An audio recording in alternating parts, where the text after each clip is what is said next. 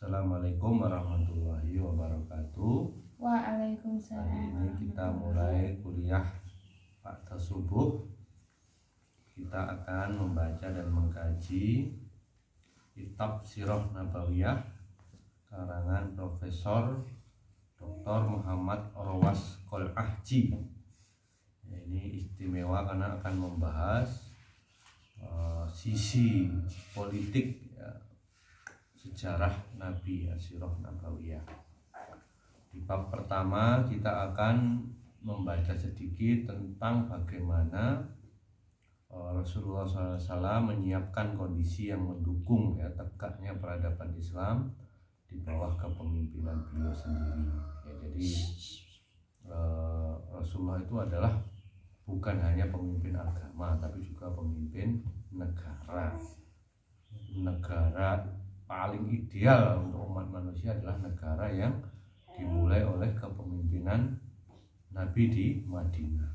Sampai-sampai para tokoh Barat maupun Timur menyebutnya ada negara madani, ada masyarakat madani. Karena apa?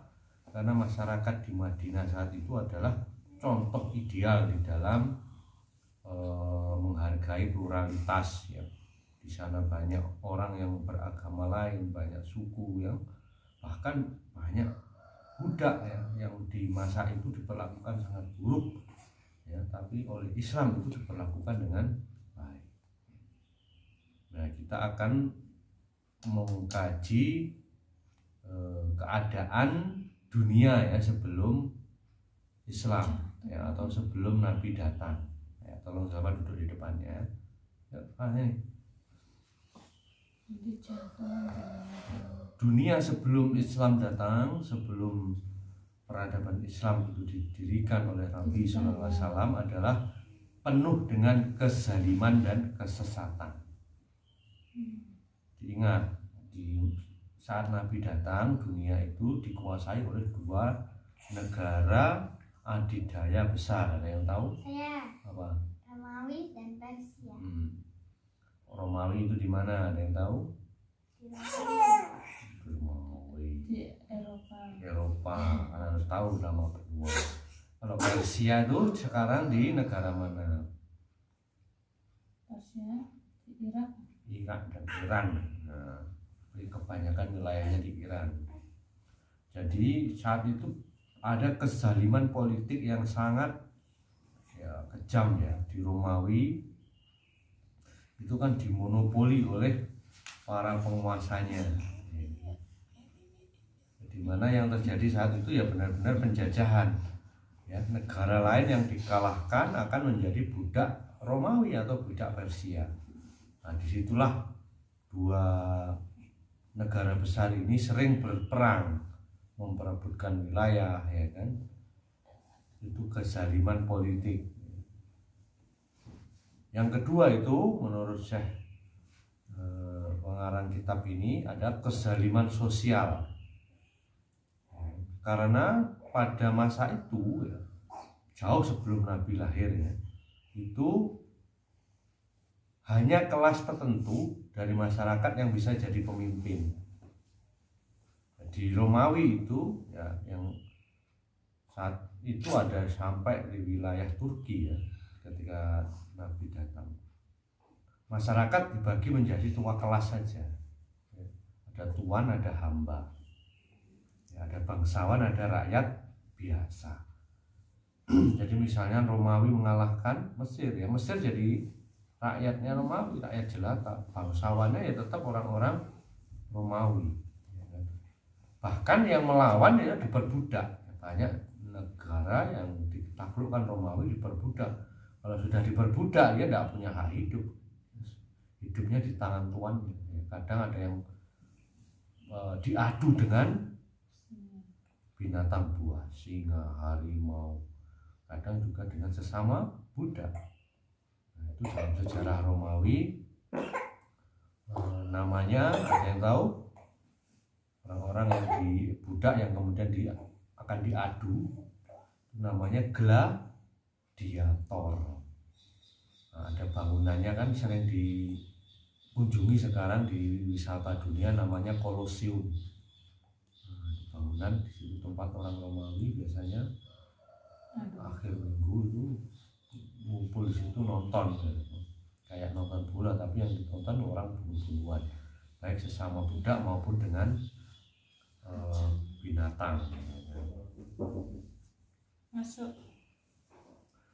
Yang kemudian sampai-sampai di Romawi itu juga undang-undangnya juga ada dua. Ya, ada undang-undang Romawi untuk orang Romawi, ada undang-undang kolonial untuk rakyat taklukan atau budaknya.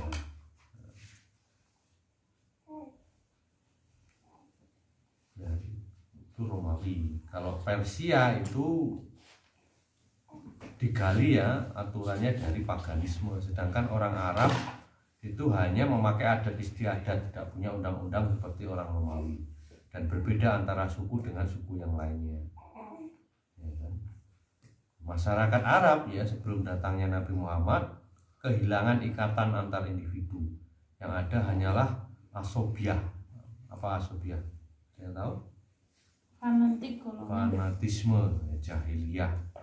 Ya kan, pokoknya kalau ada keluarganya yang dipukul, mau salah mau benar dibela, itu namanya fanatisme. Tapi kita setelah Islam tidak boleh begitu. Kalaupun adiknya itu dipukul harus ditanya sebabnya apa. Kalau memang dia benar ya kita bela, kalau memang dia salah ya kita salahkan, ya kita minta maaf. Itu ada dua kezaliman yang ada di masyarakat sebelum Islam ya, Romawi dan Persia. Ada juga kezaliman ekonomi, ya kan? Karena masyarakat negara-negara tersebut ya belum berpikir untuk seperti sekarang, bagaimana minimal berpikir dulu bagaimana ekonominya didistribusikan dengan adil untuk semua manusia. Makanya kekayaan ekonominya hanya disebarkan kepada ya bangsawan Romawi, ya, orang prajuritnya.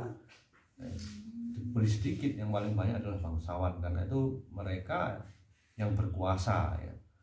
Sebenarnya mereka juga mengaku demokrasi, mengaku republik, tapi yang memegang kekayaan itu ya keturunan bangsawan, ya kan, yang kemudian dengan itu mereka memiliki pasukan, memiliki properti dan lain-lain, sehingga yang berkuasa yang mereka. Dan mirip-mirip kan dengan demokrasi modern sebenarnya juga begitu, yang berkuasa ya orang-orang itu, orang partai, anaknya, temennya, akhirnya memutar aja, sehingga demokrasi bisa mendistribusikan kekayaan dengan adil itu juga utopis, tidak pernah terjadi, ya kan? Demikian pula di Persia, karena sistemnya ya mirip kerajaan, bahkan rajanya itu ada yang mengaku menjadi Tuhan, maka ya yang terjadi adalah penguasaan ekonomi oleh mereka sendiri. Dan yang perlu dicatat, kebiasaan riba yang berlipat ganda itu sudah terjadi dan menjadi kebiasaan di masa itu, ya kan? Nah, itu sedikit materi tentang pembukaan ya. Nanti kita masih akan membahas kesesatan akidah, kesesatan pemikiran sebelum masuk ke pribadi Rasulullah SAW. Karena nanti kesesatan akidah kita sambil belajar Thoriqul Iman. Ya, itu dulu kuliah subuhnya. Wassalamualaikum warahmatullahi wabarakatuh.